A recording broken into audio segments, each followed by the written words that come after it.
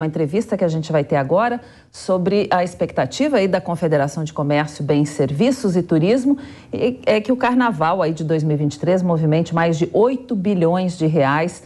Sobre o impacto dessa festa aí na economia brasileira, a gente conversa agora com o economista Fábio Bentes. Bom dia, Fábio, seja bem-vindo. Bom dia, prazer falar com vocês. Prazer é nosso em recebê-lo aqui. Fábio, segundo aí a Confederação Nacional do Comércio de Bens, Serviços e Turismo, a expectativa é de que o Carnaval movimente 8,18 bilhões em receitas, um valor quase 30% maior do que no ano passado. A que se deve esse aumento tão significante?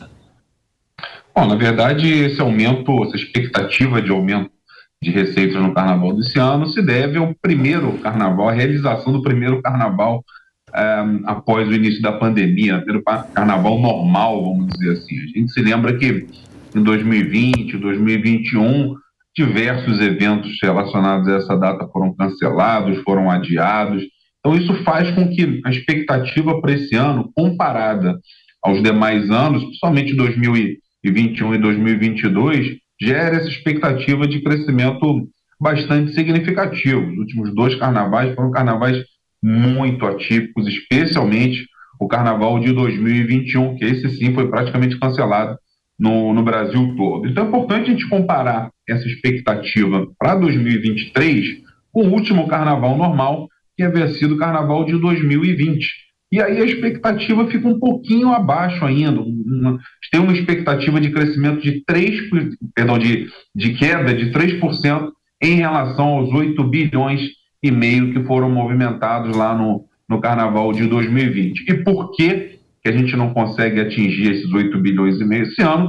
Porque as condições de consumo mudaram bastante entre 2020 e 2023. A gente teve aumento de juros, aumento de preços, né? E isso faz com que fique difícil para as atividades relacionadas ao Carnaval reaver aquele volume de receitas de 3 anos atrás. De qualquer forma, o setor está em franca recuperação. A tendência é que ainda nessa alta temporada, que termina justamente aí com o Carnaval, um pouquinho depois do Carnaval, né, o setor consiga reaver aquele volume de receitas do nível pré-pandemia. É a principal data comemorativa das atividades turísticas, é considerado, inclusive, o Natal do turismo brasileiro, feriado de Carnaval.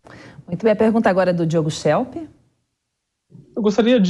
Bom dia, primeiramente, eu gostaria de confirmar se esses dados são nacionais, em primeiro lugar, e também entender qual o peso, digamos assim, que o turismo de estrangeiros tem esse ano, né? Eu imagino que em anos anteriores, obviamente, o Carnaval, né, é uma festa que atrai muitos estrangeiros para o Brasil, mas gostaria de saber se esse ano também está sendo assim ou em menor nível. É verdade, você tocou num ponto importante, Michel, o papel aí do turista estrangeiro para as atividades turísticas é um papel muito relevante, embora o quantitativo de turistas estrangeiros seja bem menor do que de turistas nacionais, o gasto médio do turista estrangeiro é maior. E esse ano a gente deve ter aí os gastos do turista estrangeiro ainda um pouco aquém dos gastos totais realizados lá no Carnaval de 2020. O que a gente observa no setor de turismo nos últimos meses, na verdade até nos últimos anos, é que essa recuperação, o reerguimento do setor de turismo tem se dado muito com base nos pequenos deslocamentos, no turismo regional, né? A gente observa, por exemplo, nos aeroportos regionais do Brasil, você tem já um fluxo de passageiros maior, significativamente maior do que se tinha antes da pandemia, casos de Congonhas, Viracopos, Santos Dumont, no Rio de Janeiro, enquanto que os aeroportos que atendem o turista estrangeiro ainda com um nível de movimentação aquém daquele registrado há 3 anos atrás. Então, o turista estrangeiro ainda não voltou, o fluxo de turistas estrangeiros ainda não voltou àquele nível que a gente tinha em 2020. O que a gente deve ter esse ano é ainda um carnaval muito com característica regional, inclusive muitos foliões ou muitas pessoas que vão consumir durante o carnaval, consumindo no próprio município. Haja vista que se a gente não tem as barreiras restritivas que a gente tinha em outros anos, a gente tem problemas de ordem econômica, como, por exemplo, reajuste das passagens aéreas, né, que só no ano passado tiveram uma alta de aproximadamente 24%. Isso desestimula o turismo na sua principal data comemorativa, cria um empecilho para que o volume de receitas volte à normalidade. Isso deve ocorrer seguramente em 2024. Enquanto tantos estrangeiros assim não vêm para o Brasil, os negócios locais, e-commerce, o setor turístico e até mesmo o mercado digital, né, devem ser impactados aí positivamente por esse movimento do carnaval. Qual é o setor aí que traz mais benefícios, que vai ter uma movimentação maior aí para esse carnaval? Olha, a gente já está aí aos 45, né, do segundo tempo, já o carnaval iniciando essa semana. Sem dúvida alguma, o destaque setor de alimentação fora de casa, né? Bares e restaurantes devem responder aí por quase metade da receita gerada nesses dias de folia, seguido pelo setor de transporte. Por que isso ocorre? Porque, por exemplo, outros gastos, como hospedagem, como transporte aéreo, eles são realizados ao longo do ano, eles são pagos de forma antecipada. Então, a movimentação financeira tende a se concentrar nessas atividades onde o pagamento pela prestação do serviço se dá justamente no momento da prestação do serviço. Daí o destaque de bares e restaurantes e do setor de transporte rodoviário. Por conta do preço das passagens aéreas, dessa escalada de preço, se tornou uma alternativa para quem pretende se deslocar aqui pelo Brasil. Ainda assim, preço médio do transporte rodoviário subiu 10%, 12% em relação ao ano passado. A gente vai ter um turismo bastante regional nesse carnaval e certamente muitos turistas na própria cidade, ajudando a movimentar essas atividades econômicas, principalmente as atividades de bares e restaurantes. Diogo? Você vê um crescimento no fenômeno aí, na busca, né, desse público, dos foliões, pelo carnaval de rua em diversas cidades, em detrimento ou estagnação daquele carnaval tradicional, já conhecido, do carnaval de avenida? Na verdade, isso é um fenômeno que é observável já há alguns anos, né? Até por conta do baixo crescimento da economia brasileira, né, nos últimos anos. Quer dizer, o turismo, né, esse turismo de blocos, né, durante o carnaval, ele acaba sendo alternativa viável para a população, de um modo geral, cuja renda não tem crescido de forma significativa nos últimos anos, nos últimos 10 anos. Então, isso acabou, de certa forma, estimulando esse crescimento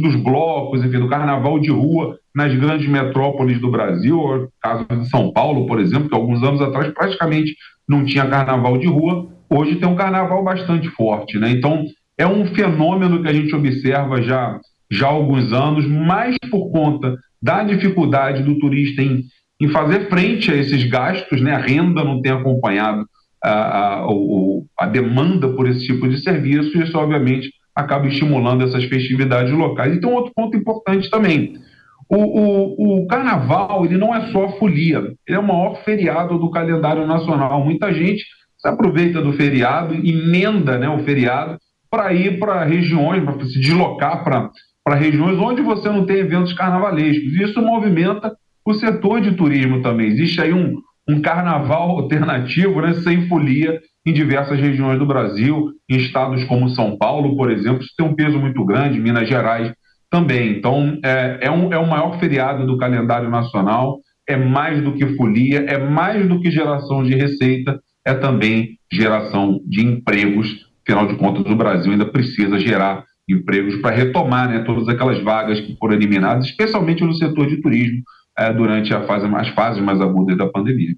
Agora, Fábio, os bares e restaurantes aí localizados na rota dos blocos de rua da capital paulista relataram nesse fim de semana uma queda de faturamento durante esse período. No Largo do Aroche, na região central, o recuo foi de 75%. Em Pinheiros, na zona oeste de São Paulo, essa queda na receita foi de 40%. Nesses casos aí não tem jeito, né? Pelo menos nesses dias aí de folia, eles fecham realmente esses locais, até para não haver muita confusão, né? É verdade. Bom lembrar, né, Cláudia, que carnaval, o nível de informalidade da economia brasileira já não é baixo, né? No carnaval, no setor de turismo, a informalidade é ainda maior. A gente teve muita venda de produtos por ambulantes, enfim, isso acaba prejudicando o comércio e o prestador de serviço formalmente estabelecida, aquele que paga os seus impostos, aquele que contrata, enfim, que faz a roda da economia de fato girar. Então isso acaba atrapalhando, sim, alguns segmentos, alguns bares, alguns restaurantes, alguns estabelecimentos localizados em áreas específicas da cidade. Isso acontece no centro de São Paulo, acontece também no centro do Rio de Janeiro e certamente em outras regiões metropolitanas do país. De qualquer forma, como você tem um evento tão relevante para o setor de turismo como esse, você acaba movimentando a economia de forma significativa.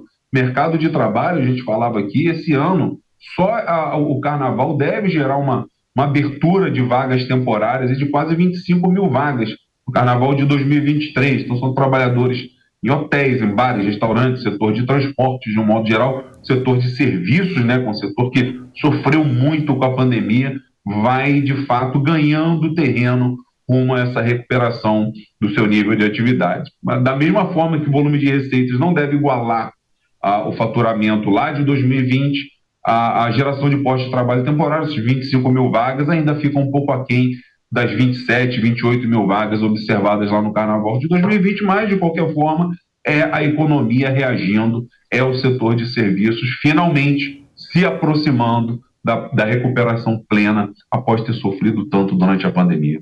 Muito bem, sobre a movimentação econômica aí durante o Carnaval, a gente conversou com o economista Fábio Bentes. Bom dia para você, Fábio. Muito obrigada pela sua entrevista, pelo seu tempo e até uma próxima.